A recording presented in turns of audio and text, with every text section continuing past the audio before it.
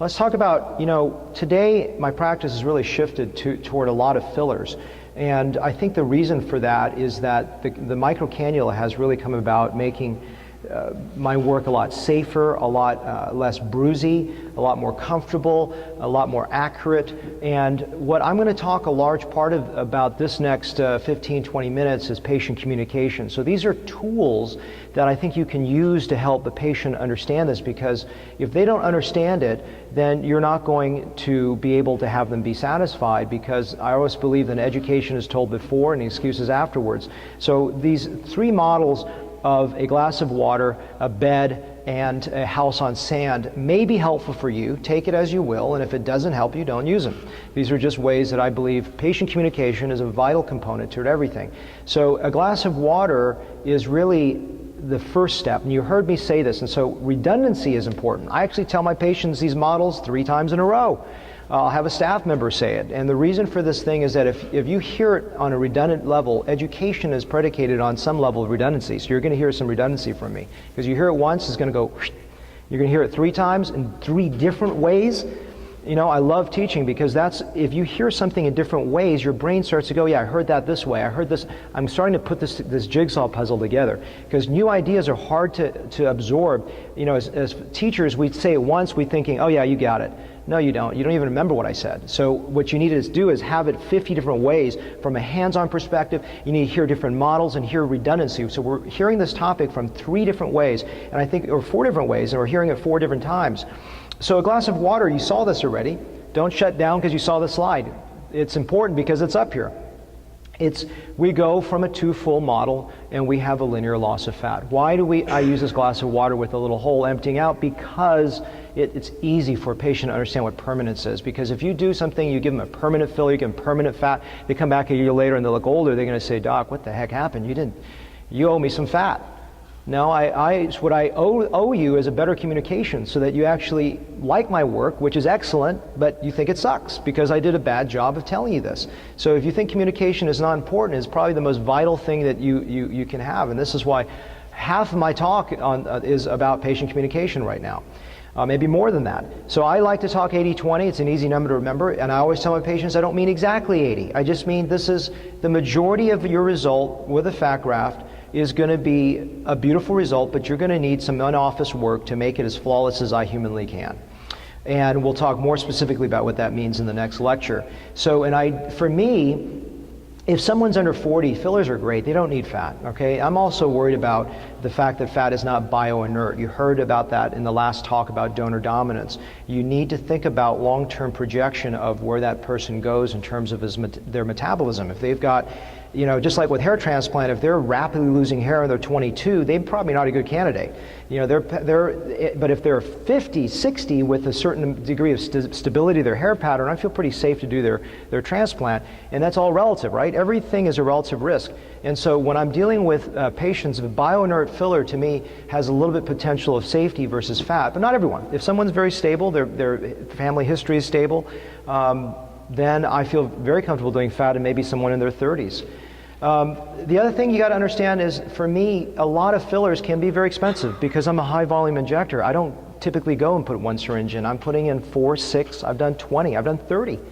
And I'll show you some of those results, and if you think they look overfilled, I don't think they do. And it's a different perspective of understanding shadow points. You don't put 30 in the cheek. You don't even put 1 in the cheek. You put them everywhere else. So we'll talk about that in the next lecture. So it's an issue of cost. And also we don't think about recovery, but even though fat is one big recovery, that's the red balloon, fillers can be a lot of little costs and a lot of little recoveries that can be more additive and more substantive in nature. And so these are the products that I typically use, and why do I use them, and how do I use them? We'll talk about that in the next talk, but those are my first choices for the upper face and lower face, and those are my second choices for the upper and lower face in the United States we currently have. And again, let me defer this slide for the next lecture.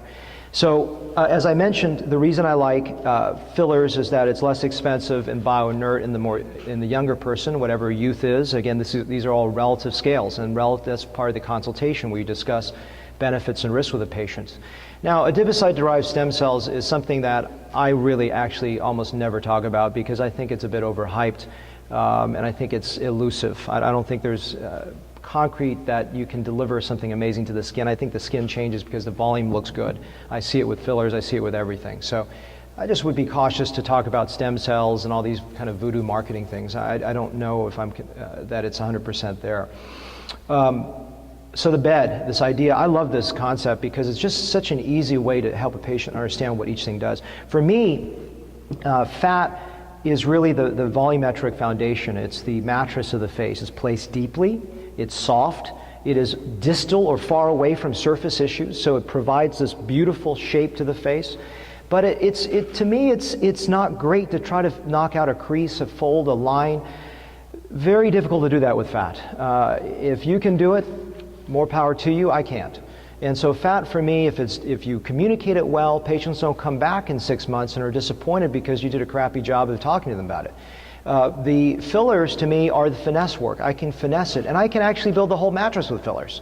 And so that's their choice. If they want to spend a little bit more than fat, and they understand that maybe they're not going to go through a bigger one-time downtime, and they want to do some fillers. For me, fillers are very accurate, and they're wonderful. But fillers are also not meant for surface damage. For me, surface damage, such as wrinkles and texture and pores, are going to be skincare, laser therapy, and neuromodulators. And if you break it down this way, I think if you understand it better, you can communicate it better. If you don't understand it well and you can't know, you're juggling all these different modalities of therapies, then if you can't understand it, you can't deliver it.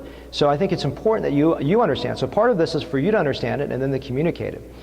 The other part that I like to talk about, the final paradigm or model, I should say, is just a house on sand. What that means is that a lot of people talk about using fillers as a try-on. You know, you can try some HAs in the face and then put fat on it. I liken it to building a house on sand, and the reason for that is HAs have variable longevity. They can last 2 months, 6 months, 9 months, 1 year, 2 years, 5 years, 6 years, 10 years, 15 years permanently. And I've seen all of those, and parts of it last longer than other areas. And so if you do 1 syringe, 2 syringes, 3 syringes, okay, you can move to fat, not a big deal. But one thing I don't like is when I'm trying to rebuild an entire face with a HA filler, then they go to fat, I don't know if the fat is being compromised or part of it's going down, or if they even need fat after that point. So there's a lot of reasons why I'm not a big fan of fat on top of HA temporary fillers. I don't like fat on top of fat. Not that it's unsafe, not it's bad, because it's unpredictable. Remember, fat is predictable as a foundation work. But if you try to fix everything perfectly with fat, you want a face that's flawless with fat, I think you're increasing your risk profile. And the reason for it is fat has variable absorption, it can have variable growth. If you start to finesse it to be perfect, it's not bioinert. And I believe that you can't keep on stuffing a face and putting people through that morbidity and not necessarily getting the results. I love fillers on top of fat, because it allows me to get a finesse work. And I counsel every patient that gets fat grafting that they will benefit from some fillers down the road, whatever they should choose. I like permanent fillers on top of fat. People like to have permanent on top of permanent. And so that is a very easy touch-up that makes things look better. Do they have to have this? No. So long as you counsel them that the fat, they will look a lot better, but they will not necessarily have everything perfect.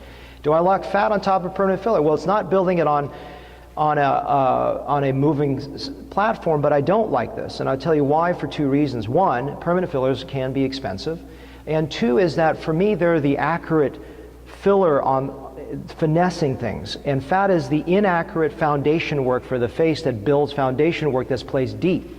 I always like to build deep to superficial because it makes the most sense to me. And if this doesn't make sense to you, if my communication skills are poor, come and ask me, because I know these are topics that may not be 100% easy to understand. So going back to that slide you've seen twice now, is that there is aging, and that's so important that patients understand that this is not permanent no matter what you do, because they're going to get older, all right?